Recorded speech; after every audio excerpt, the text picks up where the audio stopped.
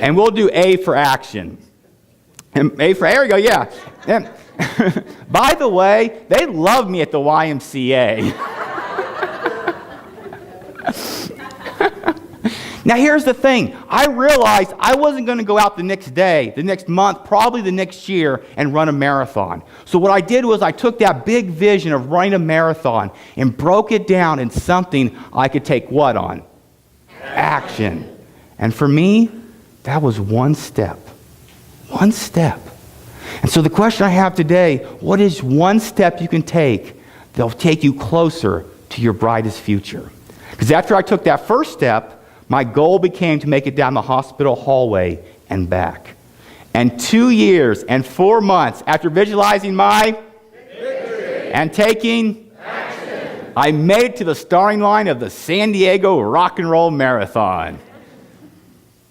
I'm waiting for applause. But thank you.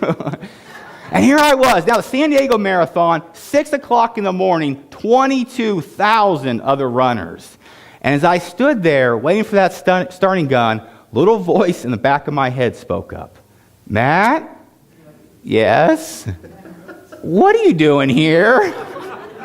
Good question.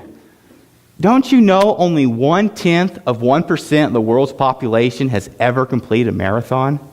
You've had cancer. You're still on medication. You can't do this. How many know about this little voice I'm talking about? The biggest challenge you ever face is that limiting beliefs, the negative self-talk, the self-defeating inner dialogue. Charles Swindoll said, the single most significant decision that we can make on a day-to-day basis is our choice of attitude. So the third and final law of creating your brightest future is the law of attitude. So if you would please take your index finger, point to your head, and say, check your attitude. Check your attitude. One of my favorite scriptures in the Bible by Paul, who writes to the church in Rome, do not be conformed to this world, but be transformed by the renewing of your mind. And one way we do that in unity is through affirmation. So I have an affirmation for you. Please repeat after me. I choose not to participate in the recession. Now or ever. Because it's a choice, right? Because we know the thoughts we think create our reality. And sometimes you got to talk back to yourself. So I told that voice 2 words. Shut up. Bang. Starting gun fired. And off we went. And when you have 26.2 miles ahead of you, you have a lot of time for prayer and meditation. And I thought back over the last few years. The ups, the downs, the surprising turns. This roller coaster called life. And this morning, I don't know where you're at in your life. Hopefully you're in the flow and things couldn't be better. And you're in the midst of creating your brightest future. But I realize the way life is, that some of you might be going through some challenges. And I don't like the word challenge. You know what I like to call them? Character building experiences. But the one thing I like to offer you above everything else is an example from my story.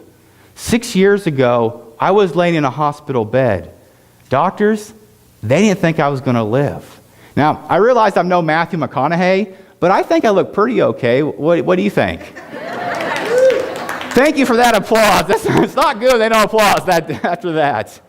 But here's the point. Ernest Holmes, founder of religious science, said, if someone else can do it, you can do it. And the thing is, the Christ within me that allowed that healing is the Christ within you. Please repeat after me, I can do it. I can do it. It was about mile 5, maybe mile 6. I thought back to the call. September 11th, 2002. I was a senior in college and I couldn't wait to graduate because I was going out into the real world. But as I began that fall semester, something wasn't right. I had a sore throat that would not go away, and I was sleeping up to 16 hours a day. During one 24-hour period, I slept for 23 hours. Now, I figured by this time it might be a good idea to go see a doctor. And now I thought I had mono. Went to the doctor, got tested, results came back negative. He said, Matt, we've got to run some more tests. You're free to go home. I didn't think much more of it. Till a little bit after 1 o'clock, my phone rang. Hello? Matt? Yes? Matt, this is Dr. McNamara. Now, when the doctor calls you at home, it's not a good sign. And he said, Matt, I've got some good news and some bad. You're sicker than we thought. You have cancer. And I thought to myself, well, I sure hope the good news isn't that he switched to Geico and saved a bunch of money. 23 years young, certified personal trainer, and I even ate my broccoli. And I think the broccoli was the problem.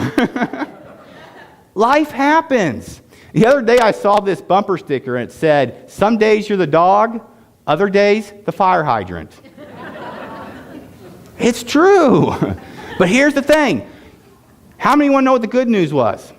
Because there's always good news. And he said, Matt, you can get through this. And the thing is, I stand before you today, one of the greatest blessings of my life was going through that experience because it's made me a better person. Now, from that so-called tragedy, I get to travel around the country giving people inspiration, motivation, encouragement because I've been through it. One of my favorite quotes is from Think and Grow Rich by Napoleon Hill. He says, every adversity, every heartache, and every failure carries with it the seed of an equal or greater benefit. And the thing is, I had to visualize my what? Victory. But not only that, I had to take action. My doctor went on to say, Matt, you need to check in the hospital. I was diagnosed with acute myeloid leukemia. Anywhere from a few weeks to a few months, it becomes fatal. So I started packing up my personal belongings, and a good buddy of mine, Justin, came over. Now, Justin, he's a great optimist. In fact, he's so optimistic, he believes he's going to win the lottery without even buying a ticket. He needs to take action. Now, we think back to college mentality. He said, Matt, I know you've been worn down, you've been tired, but I got the answer to your problem. What you need is a Red Bull and vodka. Okay. Then he went on to say some of the most encouraging words anyone's ever told me. He said, Matt, there is 10 million other cancer survivors, and if they can do it, you can do it. The very fact that I overcame insurmountable odds, created my brightest future, is proof that you can create your brightest future, that you can overcome whatever challenge or character building experience you have. And that's worth getting excited about. So what Justin allowed me to do was to check my attitude. There's a Jewish proverb that says, there's life and death in the power of the tongue. And one of the greatest things that we can do is help someone else create their brightest future through the words we speak to them. So I'd like to throw this challenge out to you. I would like you, by the end of the day, to give at least one person a sincere compliment. Do you think you could do that? And if you want to give that one to me, I'll gladly accept it. No, I don't count. Seriously.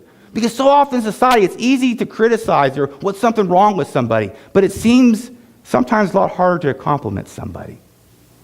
Back to the marathon. Got to mile 10 and I was feeling good. Please repeat after me. I feel good. And the really cool thing about the San Diego Rock and Roll Marathon, hence the name, they have a band at every single mile marker. And when you're running by that band, that music, it energizes you to keep you going. Ralph Waldo Emerson said, nothing great is ever achieved without enthusiasm. Whenever I travel, I'm really amazed about how those airplanes, and they weigh, how many tons the airplanes weigh? I don't even know. But how they get off the ground, 35,000 feet in the air. I mean, it's amazing. But the thing is, if it wasn't for the jet fuel, it would never happen.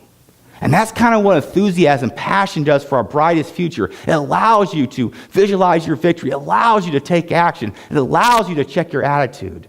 Now, 3 months after being diagnosed with cancer, I walked out of the hospital cancer-free. And I felt like Rocky Balboa. I had knocked cancer out. And the thing is, when you come face to face with terminal illness, you can't help but have a little bit more passion in your life. But how many of you be interested in an easier way to create passion in your life? Anybody? Yes, right? I do not recommend what I did. Well, one way is to move your body. That's why exercise is so good. And you don't have to run a marathon. It can be as simple as working in the garden.